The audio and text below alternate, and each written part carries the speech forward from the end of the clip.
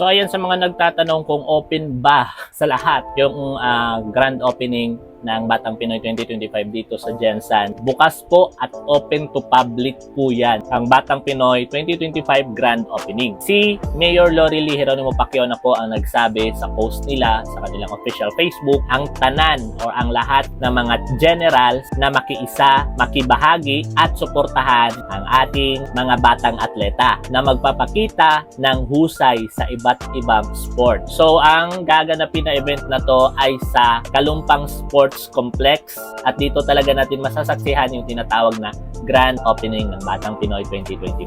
Dito natin sasalubungin ang libo-libong mga delegates mula sa iba't ibang panig ng bansa. So tara mga generals, ipakita nato ang hospitality, sportsmanship ug ang unity diri sa atong syudad. Let's make them feel the warmth of Gensan Pride. And mga pre, pa-remind lang po, be patient on the road, mag-carpool kung kaya at drop and go lang sa venue para tuloy-tuloy ang daloy ng trapiko. Padayon ta. Magandang Gensan.